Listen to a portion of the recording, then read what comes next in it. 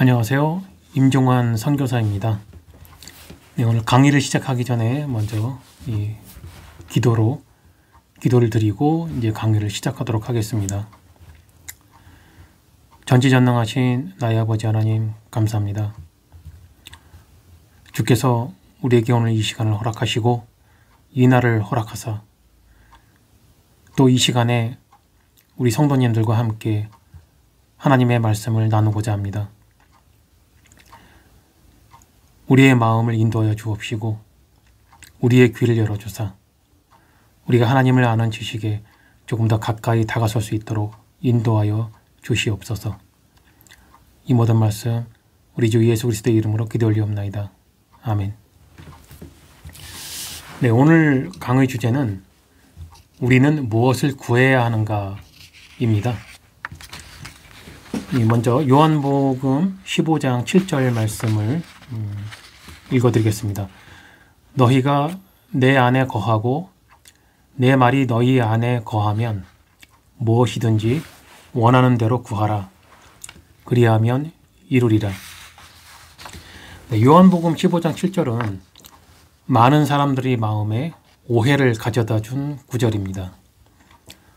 아무 생각 없이 또는 개인적인 생각을 말하거나 이 종교적 사기를 행하고자 하는 이 사꾼 목사들이 이용하는 구절입니다. 무엇이든지 원하는 대로 간절히 기도하면 얻어질 것이라는 말로 사람들을 속이고 있는 겁니다. 이런 주장들은 마치 좋은 나무 아래서 깨끗한 물 한 사발 떠놓고 이 지극정성으로 빌면 소원이 이루어질 것이라는 그 전통적인 그런 무속신앙적인 그런 것을 알고 있는 사람들의 심리를 이용하는 것이다 라고 말할 수 있는데요. 또한 거기에 무속인들에게 복채를 주듯이 이 헌금을 내게 하기도 하죠. 예수님께서 말씀하신 참된 의도를 가르치지 않고 문자 그대로 해석을 하면서 이 사람들의 마음을 종교심으로 이끄는 것은 이 종교를 이용하여 사기를 치는 것입니다. 이 요한복음 15장 7절 같은 구절은 이 전후의 글들을 모두 읽고 올바른 해석을 했을 때에 예수님께서 말씀하신 참된 의도가 무엇인지 알 수 있는 겁니다. 이 구절을 이해하려면 요한복음 15장 1절부터 11절까지는 읽어야 그 뜻이 무엇인지 알 수가 있습니다. 네, 제가 요한복음 15장 1절에서 11절까지를 읽어드리겠습니다. 내가 참 포도나무요 내 아버지는 그 농부라. 무릇 내게 있어 과실을 맺지 아니하는 가지는 아버지께서 이를 제해버리시고 무릇 과실을 맺는 가지는 더 과실을 맺게 하려 하여 이를 깨끗게 하시느니라. 너희는 내가 일러주는 말로 이미 깨끗하였으니 내 안에 거하라.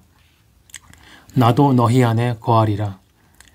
가지가 포도나무에 붙어있지 아니하면 절로 과실을 맺을 수 없음같이 너희도 내 안에 있지 아니하면 그러하리라. 나는 포도나무요 너희는 가지니 저가 내 안에 내가 저 안에 있으면 이 사람은 과실을 많이 맺나니 나를 떠나서는 너희가 아무것도 할 수 없음이라. 사람이 내 안에 거하지 아니하면 가지처럼 밖에 버리워 말라지나니 사람들이 이것을 모아다가 불에 던져 사르느니라. 너희가 내 안에 거하고 내 말이 너희 안에 거하면 무엇이든지 원하는 대로 구하라. 그리하면 이루리라. 너희가 과실을 많이 맺으면 내 아버지께서 영광을 받으실 것이요 너희가 내 제자가 되리라.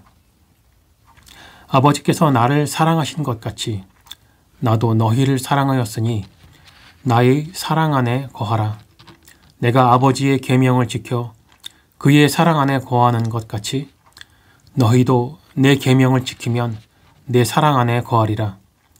내가 이것을 너희에게 이름은 내 기쁨이 너희 안에 있어 너희 기쁨을 충만하게 하려 함이니라. 아멘. 요한복음 15장 1절에서 11절까지는 우리들이 평소에 많이 듣고 배웠던 이 포도나무의 비유입니다. 예수님께서 가르쳐 주셨던 그 포도나무의 비유를 통해서 우리들이 올바르게 찾고 구해야 하는 기도가 무엇인지를 함께 생각해 보도록 하겠습니다. 이 성도님들께서도 이미 알고 계시다시피 이 비유에서 등장하는 이 포도원의 농부는 아버지 하나님이고 포도나무는 예수님을 비유한 것이며 가지는 그의 백성된 성도를 가리킵니다. 예수님의 말씀처럼 가지는 나무에 붙어 있어야만 좋은 열매를 맺을 수 있습니다. 여기에서 가지가 나무에 접붙어 있다는 것은 성도가 예수님 안에 거하는 것을 비유하신 말씀입니다. 이것은 이 그리스도와 성도의 신비로운 연합을 뜻하는 말씀인데요. 또한 예수님께서 스스로를 포도나무로 비유하신 것은 아버지 하나님과 우리 사이에 중보자이심을 나타내신 것입니다. 그리고 그 나무에 접붙어 있는 가지인 성도는 자기의 자아가 죽고 오직 예수님의 의지만이 남는 것을 포도나무의 비유로 우리가 알 수 있는 겁니다. 예수님께서 이러한 비유를 주신 첫 번째 이유는 나무에 붙어 있기만 하는 가지는 스스로를 깨끗하게 할 수 있는 능력이 없다는 것을 가르쳐 주시는 것입니다. 두 번째로는 인간의 능력으로는 불가능하지만 가지를 깨끗하게 관리하는 농부처럼 아버지 하나님께서 그리스도를 통하여 우리를 깨끗하게 하신다는 것을 가르쳐 주시는 것입니다. 세 번째로는 하나님께서는 이러한 과정을 통해서 성도를 예수님의 의지로 가득 채워 주신다는 것을 우리들에게 가르쳐 주는 것입니다. 이렇게 예수 그리스도 안에 거하게 된 성도는 오직 하나님의 뜻에 따라 무엇이든 구하게 되는 것입니다. 그래서 예수님께서는 너희가 내 안에 거하고 내 말이 너희 안에 거하면 무엇이든지 원하는 대로 구하라. 그리야 하면 이루리라고 말씀하신 것입니다. 그러나 무엇이든지라는 말씀에는 죄악된 인간의 이기적인 욕구를 충족시키려는 그러한 간구는 당연히 제외되는 것이고 이 하나님의 뜻에 맞는 올바른 기도를 가리키는 것입니다. 기도의 목적은 하나님의 뜻에 맞지 않는 우리의 뜻을 이루기 위해서 하나님에게 어떤 행동을 하시도록 요구하는 것이 아닙니다. 기도의 목적은 하나님의 영광을 숙고하고 우리의 이기심과 궁핍함을 고백하면서 의식적으로 하나님의 목표를 채택하는 것입니다. 하나님에 대한 우리의 지식과 하나님과 함께하는 우리의 교제를 더욱 친밀하게 하는 데 있는 것입니다. 그러므로 우리의 간구는 예수님의 이름 안에서 그리고 하나님의 뜻에 맞추어 구하고 찾아야만 하는 것입니다. 우리가 기도를 할 때에 예수님의 이름으로 기도를 하는데요. 이렇게 예수님의 이름으로 기도를 한다는 것은 어떤 마치 주문을 외우듯이 사용하라는 것이 아닙니다. 그것은 하나님을 십자가를 통해서 우리를 구원하신 그리스도와 우리의 관계가 무엇인지를 생각하면서 기도를 하라는 뜻입니다. 그리고 우리가 아버지 하나님께 기도를 드리고 또 예수 그리스도의 이름으로 기도를 하는 것인데 그것은 그리스도께서 그 기도에 대해서 승인할 수 있고 서명할 수 있는 것을 구하라는 내용을 담고 있는 겁니다. 하나님께서 예수님의 이름으로 간구한 것을 응답하실 때는 우리의 중보자이시고 중재자이신 예수님을 통하여 주시는 것이고, 그 응답된 것을 통해서 영광 받으실 예수님께 주시는 것입니다. 우리가 하나님께 간구하는 행위 자체는 응답하시는 하나님과 밀접한 관계가 있는 것입니다.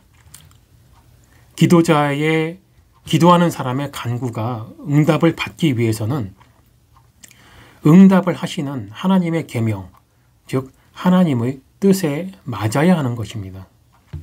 이러한 기도는 단순한 요구사항이 아니고 기도자의 생활과 뜻을 하나님의 말씀과 뜻에 맞게 하여 순종하겠다는 고백인 것입니다. 그럴 때에 그러한 기도는 반드시 응답을 받게 될 것입니다. 자, 그런데 여기서 우리가 순종이라는 말을 좀 생각을 해봐야 되겠습니다. 이 순종이라는 것은 그리스도를 믿음과 그의 말씀을 지키는 성도의 행위인 것입니다. 만일 누군가가 말하기를 하나님께서 나의 구원을 다 이루어 주시는 것이니까 나는 순종할 것 없고 가만히 있어도 된다고 한다면 그것은 자기를 무생물 또는 하등동물로 취급하는 것과 같은 것입니다. 하나님께서는 우리의 구원을 이루셨으나 우리가 해야 할 일은 하나님의 뜻에 순종하는 것입니다. 우리는 교회에서 순종하라는 말을 참 많이 들어왔습니다. 그러나 이 말에도 상당한 오해가 있었습니다. 순종은 내가 하나님께 순종 또는 복종하는 것이라고 생각을 합니다. 그러나 우리의 죄성은 너무나 강해서 하나님께 스스로 순종할 수 있는 능력을 허용하지 않습니다. 즉, 우리는 우리의 죄성 때문에 하나님께 순종하고 싶어하는 의지가 있을지라도 실제로는 순종하지 못하는 것입니다. 로마서 7장 21절에서 24절에 이런 말씀이 있습니다.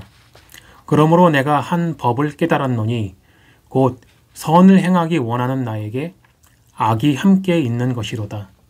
내 속사람으로는 하나님의 법을 즐거워하되 내 지체 속에서 한 다른 법이 내 마음의 법과 싸워 내 지체 속에 있는 죄의 법 아래로 나를 사로잡아 오는 것을 보는도다. 오호라, 나는 곤고한 사람이로다. 이 사망의 몸에서 누가 나를 건져내랴. 자, 그렇다면 이제 어떻게 해야 하겠습니까? 순종하고 싶지만 순종하지 못하는 현실이 우리의 눈앞에 있고, 순종하지 못하면 참된 성도도 아니며 구원도 없을 것만 같습니다. 그런데 교회에서는 자꾸 순종하라고 합니다. 할 수 없는 것을 하라고 강요하고 있는 것입니다. 그래서 애꿎은 자기를 고생의 길로 몰아붙이는 사람들이 많습니다. 많은 시간과 돈을 들여서 봉사를 하고 교회와 목사를 돈으로 섬기는 것입니다. 지극정성의 마음은 이해를 하지만 이러한 행위들은 순종의 행위가 아닙니다. 이러한 것은 무속신앙의 행위입니다. 그렇다면 어떻게 하는 것이 올바른 순종의 행위이겠습니까? 요한복음 17장 3절에 이런 말씀이 있습니다. 영생은 곧 유일하신 참 하나님과 그의 보내신 자 예수 그리스도를 아는 것이니이다.